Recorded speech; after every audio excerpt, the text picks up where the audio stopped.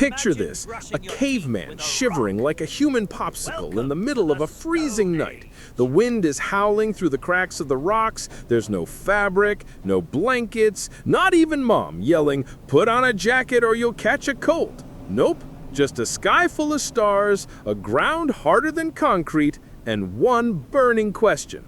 How the heck do you survive till morning? Pause. Yep, in this era, central heating was not even a concept. The first night of the Stone Age was basically a survival exam without multiple choice answers. Cavemen didn't have Google to type in how to stay warm without blankets. Instead, they had trial, error, and some epic fails. Like one guy who thought rolling into a pile of dry grass would work like a cozy duvet. The result? Instead of warm dreams, he woke up itchy, covered in insect bites, basically serving as the all-you-can-eat buffet for bugs. Pause. Please don't try this hack at home, unless you want to cosplay as mosquito dinner. Here's the funny thing though, nature was the best teacher. Cavemen started watching animals. Wolves curled up to keep warm, boom, instant inspiration. So our caveman buddies decided to curl up too. Imagine a giant hairy man folding into a shrimp pose. It looked ridiculous, but hey, it saved body heat and kept them alive. Survival may not look glamorous, but it sure looked hilarious. Some smarter cavemen figured out rocks were nature's heating pads. After baking under the sun all day, they stayed warm for hours. So they carried hot stones into little pits and huddled around them. Think of it as the caveman fireplace edition. No Wi-Fi, no Netflix, just the sound of rots cracking. Pause. Basically, Stone Age hot stone spa, free of charge, but with the bonus risk of setting your leg hair on fire. And here's the thing, the cold wasn't just a threat, it was like Mother Nature saying, evolve or die trying. Instead of whining, cavemen got creative. Archaeologists have even found caves that were chosen not for looks, but because they blocked wind and got sunlight. In other words, the earliest version of checking Airbnb reviews before booking your stay. But wait, here's the real twist. The very first trick to fight the cold didn't come from caves, rocks, or fancy shelters. Nope, it came straight from their own bodies. Their bodies were the original survival heater. Pause. Want to know how cavemen hacked body heat to survive freezing nights? But wait until you see the body heat hack. Alright, let's get into the hack that literally saved more cavemen than any sharp rock or wooden spear. Body heat. No, they didn't have electric blankets or heated seats in their prehistoric SUVs. What they had was, well, each other. Pause. Yep. The first survival hack was basically a giant, awkward group cuddle.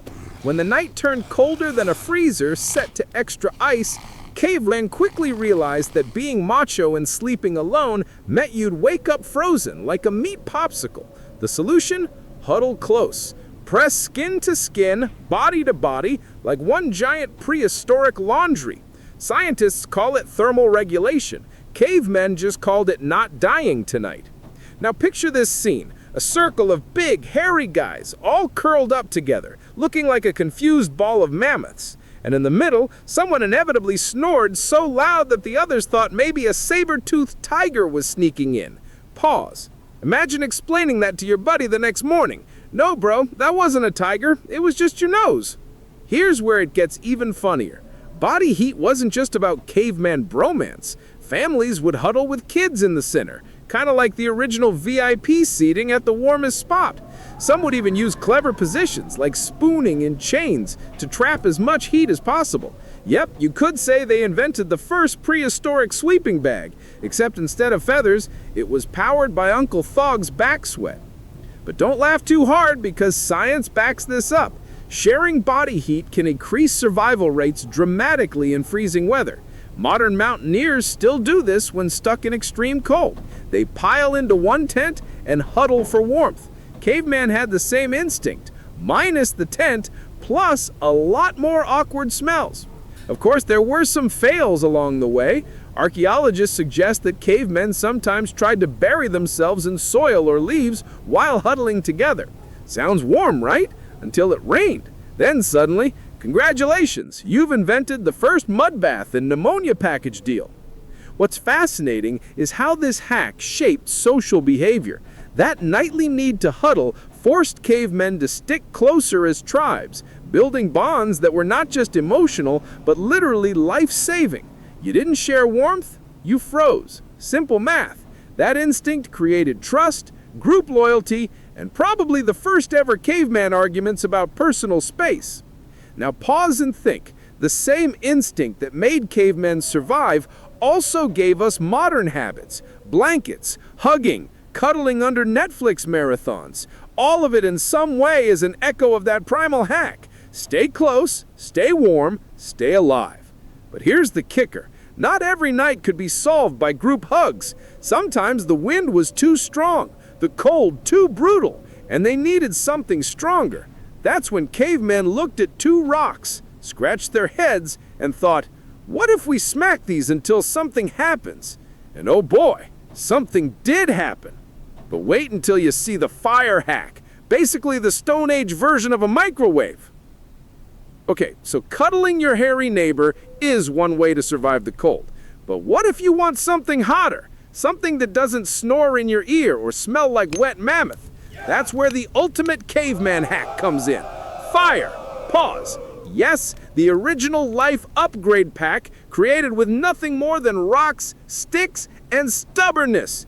Now imagine this, a caveman sitting cross-legged, holding two rocks, banging them together like he's auditioning for the world's worst drum solo. Clink, clink, clink. Nothing. He stares at the rocks, sighs, and mutters, "This one's broken." Spoiler alert, it's not broken, you just invented frustration.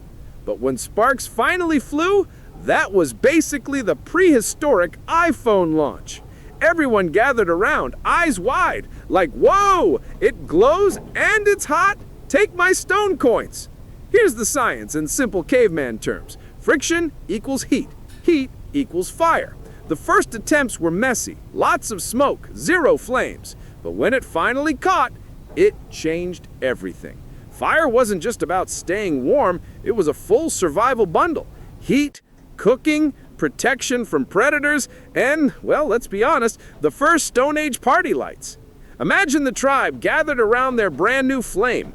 One guy's like, careful, don't touch it, while another's already singed off his eyebrows testing it. Pause. Yep, the very first caveman meme was probably just a guy pointing and laughing at his friend's burned hair. But beyond the comedy, fire turned freezing nights into cozy hangouts. For the first time, they could stretch out instead of huddling in one clump. Suddenly, they had warmth that didn't come with a side order of sweaty armpits. And let's not forget the food hack. Before fire, dinner was raw meat, chewy, bloody, and full of surprise bacteria.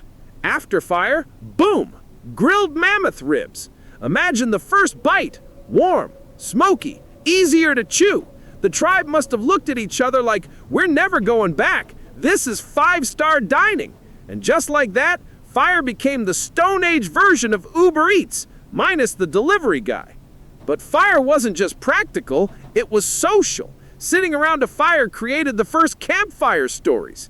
Cavemen told tales, cracked jokes, and probably invented sarcasm while poking glowing sticks into the air. You could say fire didn't just keep them alive, it gave them culture. Of course, there were fails. Fires got out of control, burned down camps, and taught tribes a hard lesson. Never leave Thog in charge of babysitting the flame. But those lessons stuck. They learned to control it, to move it, to keep it alive like a pet. Fire became the tribe's heartbeat. Without it, nights were terrifying. With it, they could finally laugh in the face of the cold. Now here's the thing. Fire alone wasn't enough. Sure, it warmed you, but if the wind howled too strong or the snow piled too high, you needed one more hack: where you slept. Cavemen had to become experts at picking the right spot to survive. Pause. And yes, this is where the original real estate agents of the Stone Age were born. But wait until you see how cavemen chose their shelters. Basically, Stone Age smart homes. Fire was great. Warm, glowing, perfect for roasting mammoth steaks, but it couldn't solve everything. Because guess what? If you built a fire in the wrong spot, the wind would snatch the heat away faster than you can say extinct. That's why cavemen had to get clever with where they slept. Welcome to the real estate market. Stone Age edition. Pause. Location, location, location. Yes, even back then. Picture a caveman tribe looking for shelter. They weren't scrolling Zillow, they were squinting at hills, caves, and tree trunks, asking, will this place keep us alive or turn us into frozen pops? Caves were the obvious pick. Dark, damp, sometimes smelly, but oh boy, did they block the wind. They were basically the first luxury apartments, except your neighbors were bats, spiders, and the occasional cave bear. Pause. Imagine signing a lease and finding out your roommate is a grizzly. But cavemen didn't stop there. If caves weren't available, they made do.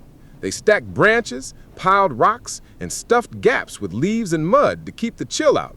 Think of it as the very first DIY home improvement show, except hosted by a sweaty guy in a loincloth holding a stick. These shelters weren't pretty, but they worked. A well-built hut could trap heat, block wind, and keep the tribe alive. Some cavemen got even smarter. They built their beds off the ground. Why? Because sleeping on bare soil was like lying on a giant ice cube. Elevating their beds with sticks and leaves kept them warmer and drier. You could call it the original Stone Age mattress, springless, bumpy, and guaranteed to give you a stiff back. But hey, better than hypothermia. Archaeologists even found evidence that tribes chose spots with natural advantages. South-facing caves for more sun, rocks that acted like windbreakers, or even areas with geothermal heat. Yep, cavemen were low-key geologists without the degree. They figured out hot ground equals better sleep. In other words, prehistoric smart homes. Pause. Alexa, turn on the cave heating. Oh wait, Alexa doesn't exist for another 200,000 years. Now imagine the comedy in all this. One caveman proudly builds the shelter only to realize rain leaks through the roof. Another digs too close to a swamp and spends the night fighting off mosquitoes. Trial and error was the name of the game, and error often came with mud, bugs, or worse, a freezing wife glaring at you because the house collapsed in the middle of the night. But beyond the laughs, these shelters were life or death. Without them, fire and body heat were useless against brutal storms. With them, tribes could thrive, grow, and actually sleep without fear of being frozen stiff. Yes, perfect. This was more than survival. It was the first step toward architecture, community planning, and eventually modern cities. Crazy to think skyscrapers started with a caveman trying not to freeze. Still, one major problem remained. Even the best cave or hut needed extra insulation. And no, they didn't have fleece blankets or wool socks. Instead, cavemen turned to the most obvious option staring at them in the wild: animal fur. But wait until you see the original caveman fashion show, where staying alive meant strutting in mammoth coats like it was Paris runway. If you think cavemen were just about grunting and banging rocks, wait until you see their sense of fashion, because staying warm quickly turned into a runway show. The final hack for surviving brutal Stone Age winters was simple: animal fur. Yep, when fire and caves weren't enough, they basically invented the first winter collection. Pause. Move over, Gucci. Here comes Sabertooth Chic. Here's how it happened. A hunter brings down a deer, a bison, or, on a lucky day, a mammoth. The tribe eats the meat, but then someone has the genius idea: hey, this hairy blanket is kind of nice. And just like that, fur became survival gear. At first, it was rough, literally. Imagine wrapping yourself in a raw hide, still stinking of the hunt. But compared to freezing, smelling like a dead yak was a small price to pay. Soon enough, cavemen figured out how to scrape, dry, and soften hides. They didn't have sewing machines, but they used bone needles and animal sinew as thread. Suddenly, they could tie skins together, making cloaks, wraps, even boots. You could say this was the Stone Age version of DIY tailoring. And the best part? Each tribe basically had their own collection, depending on which animals were in the area. Reindeer fur, goat hides, and desert tribes, well, they probably just complained less. Now picture the scene. A tribe strutting around in mismatched furs, looking like the world's weirdest fashion show. One caveman shows off his mammoth hide cape, while another is flexing with a fox fur hat. Somewhere in the back, a kid is wrapped up like a burrito in rabbit skins. Pause. Yep, the first catwalk wasn't in Paris, it was in a muddy cave with everyone clapping sticks for applause. But furs weren't just about warmth, they were status symbols.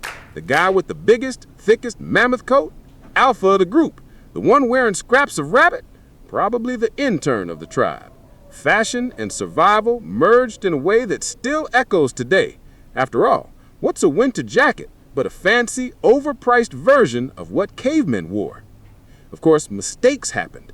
Some furs carried fleas or lice, which meant that cozy quickly turned into itchy nightmare. Others got wet and froze solid, basically turning into prehistoric armor. Imagine waking up, trying to move, and realizing your fur coat has turned into an ice cube. Pause. Congratulations, you're now the first frozen action figure. But despite the fails, fur worked. It was the final layer of defense against the cold, the hack that allowed humans to spread into icy lands, survive harsh winters, and eventually dominate the planet. Without furs, we might have stayed huddled in one warm valley forever. With them, the world was open. And here's the kicker. All these hacks, huddling, fire, shelters, and furs, weren't just about not freezing. They shaped who we became.